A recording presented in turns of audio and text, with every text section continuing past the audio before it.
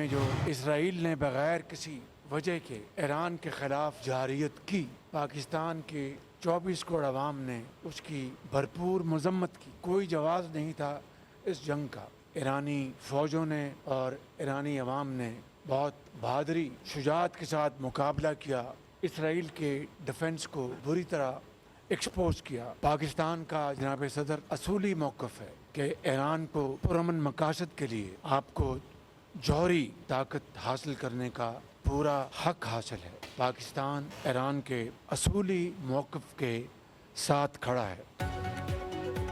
पाकिस्तान ने ईरान के जोहरी तवानाई प्रोग्राम की हिमायत कर दी। वज़ीर आज़म शहबाज शरीफ कहते हैं ईरान को पुरअमन मकासद के लिए जोहरी तवानाई के हुसूल का हक हासिल है। पाकिस्तान ईरान के उसूली मौक़िफ़ के साथ खड़ा है। वज़ीर आज़म शहबाज शरीफ की ईरानी सदर मसूद पज़ेश्कियान के साथ मुलाकात के बाद मुश्तरका प्रेस कॉन्फ्रेंस। कहा, अच्छे वक्त में सब दोस्त होते हैं, असल दोस्त वो है जो बुरे वक्त में हाथ थामे। किसी भी किस्म की दहशत गर्दी को बर्दाश्त नहीं किया जाएगा। दुनिया को गज़ा में अमन के लिए मुत्तहिद होना होगा। वज़ीर आज़म शहबाज शरीफ ने कहा, ईरान पर इसराइली जारियत का कोई जवाब नहीं था। ईरानी मिसाइलों की बारिश ने इसराइली डिफेंस सिस्टम बेनकाब कर दिया। दहशत गर्दी के खिलाफ पाकिस्तान और ईरान का मौक़िफ़ एक ही है। किसी भी किस्म की दहशत गर्दी बर्दाश्त नहीं की जा सकती। हमने फ़लस्तीन के लिए आवाज़ ना उठाई तो दुनिया हमें कभी मुआफ़ नहीं करेगी।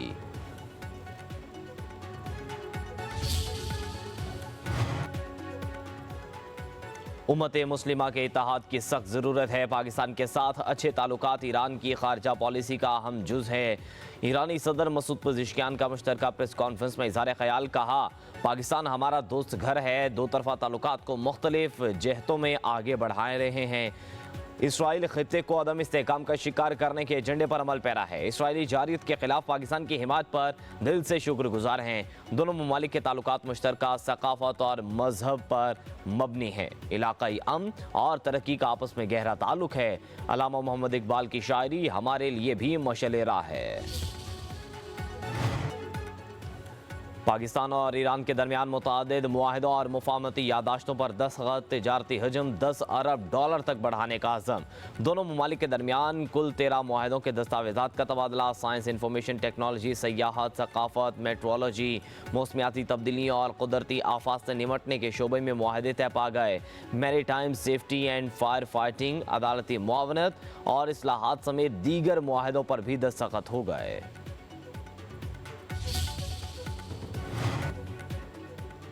ईरान के सदर मसूद पज़ेश्कियान की ऐवान सदर आमद। सदर आसिफ अली ज़रदारी ने इस्तकबाल किया, एक दूसरे को गले लगाया और मुसाफा किया। पाक ईरान सदूर का खैर सगाली, कलमात का तबादला। नायब वज़ीर आज़म इसहाक़ डार भी मौके पर मौजूद थे। पाक ईरान रहनुमाओं की मुलाकात, दो तरफ़ा ताउन और इलाक़ाई सलामती के हवाले से अमूर पर तबादला ख्याल। दोनों रहनुमाओं का अमन व इस्तेहकाम के लिए मरबूत सिफारती कोशिशों की ज़रूरत पर जोर। ईरानी सदर 2 रोज़ा दौरा मुकम्मल करके वतन वापस चले गए। नूर खान एयरबेस पर वफाकी वज़ीर अताउल्लाह तारड़ ने मुअज़्ज़ज़ मेहमान को रुखसत किया। पाक ईरान तिजारती हुजूम $10 अरब तक ले जाना खुश आइंद और वक्त की ज़रूरत है। तिजारत की राह में हायल रुकावटें दूर करेंगे। नायब वज़ीर आज़म इसहाक़ डार की मीडिया से गुफ्तगू। पाक ईरान बिज़नेस फोरम से भी खिताब। कहा, पाकिस्तान और ईरान के दरमियान तारीखी बरादराना ताल्लुकात हैं। दोनों ममालिक के अवाम को करीब लाएंगे। पाकिस्तान के तमाम इशारे मुस्बत समत में गामजन हैं। ज़रई और सनअती शोबों में सरमायाकारी के बहुत से मौक़े हैं। नायब वज़ीर आज़म ने कहा, दोनों ममालिक को तिजारत के दस्तयाब मौक़ों से फ़ायदा उठाना होगा। ईरान के वज़ीर roads and urban development Farzana Sadiq की वफाकी वज़रा से मुश्तरका मुलाकात। अब्दुल अलीम खान की ईरानी वज़ीर को 23-24 अक्टूबर को वज़ारती कॉन्फ्रेंस में शिरकत की दावत। कहा, तिजारत में इजाफे के लिए ज़मीनी, फ़ज़ाई और बहरी राबते ज़रूरी हैं। वज़ीर तिजारत जाम कमाल की पाक ईरान तिजारती अमूर में इजाफे पर ब्रीफिंग। कहा, दोनों ममालिक एक दूसरे के लिए ट्रेड मार्केट साबित हो सकते हैं। वज़ीर रेलवे बोले, इस्लामाबाद, तेहरान और इस्तंबुल की रेल मंसूबे का असर इनो जायज़ा लेंगे। ईरानी वज़ीर फरजाना सादिक ने कहा कि ईरान और पाकिस्तान के दरमियान गाड़ियों की आमदोरफ्त में इजाफा होना चाहिए। दोनों मुल्क ज़ायरान से कोयटा के मौजूद रूट में जिद्दत ला सकते हैं। आज से मुल्क के बेशतर इलाकों में बारिशों का नया सिलसिला शुरू होने की पेशगोई। 7 अगस्त तक इस्लामाबाद और पंजाब में मूसलाधार बारिशें मुतवक्के। खैबर पख्तूनख्वा, कश्मीर और गिलगित बल्तिस्तान में गरज चमक के साथ बादल बरसेंगे। 6 अगस्त को बलूचिस्तान में मूसलाधार बारिशें होंगी। सिंध के साहली इलाकों में हल्की बारिश की पेशगोई।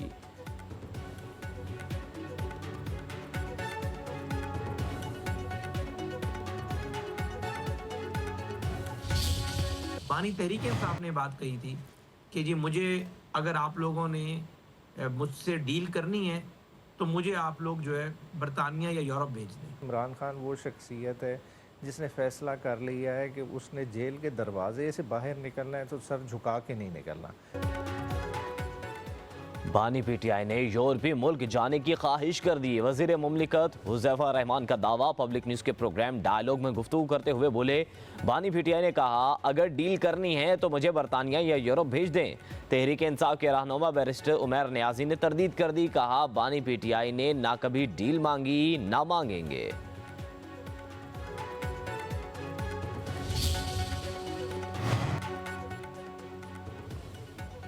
वज़ीर आला खैबर पख्तूनख्वा अली मीन गंडापुर की बानी पीटीआई के बाहर जाने पर रजामंदी के दावों की तरदीद। कहा बानी पीटीआई को डील करना होती तो अब तक कर चुके होते।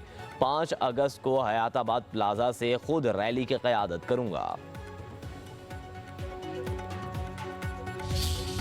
हुकूमती कार्रवाइयों के बावजूद चीनी की किल्लत बरकरार। लाहौर की मार्केटों में 173 रुपये फी किलो में चीनी की दस्तियाबी नामुमकिन। दुकानदारों का कहना है कि चीनी महंगे दामों खरीद कर सस्ती बेचने पर मजबूर हैं। उधर इस्लामाबाद में ज़िला इंतजामिया ने सस्ती चीनी के स्टॉल्स लगा दिए। इतवार बाजार में चीनी 172 रुपये किलो में फरोख्त की जा रही है। एक वक्त में शहरी सिर्फ 2 किलो चीनी ही खरीद सकते हैं।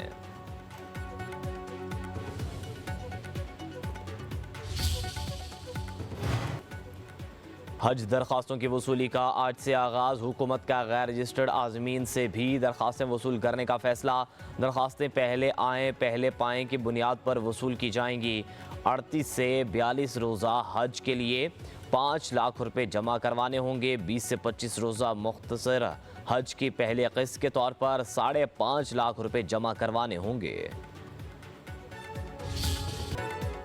नीलम वैली के इलाके केल में मार्का हक और जश्न आज़ादी 2025 की तकरीबात का शानदार आगाज।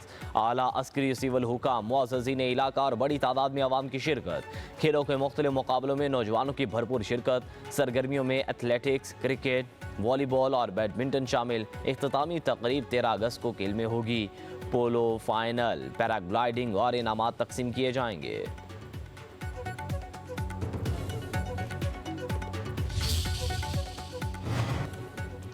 आज़ादी का जश्न मनाने के लिए कराची में सरकारी और निजी इमारतों को बरक़ी कुमकुमों से सजा दिया गया। सिंध असेंबली की इमारत भी जगमगा उठी। हर तरफ सब्ज रोशनियों की बहार।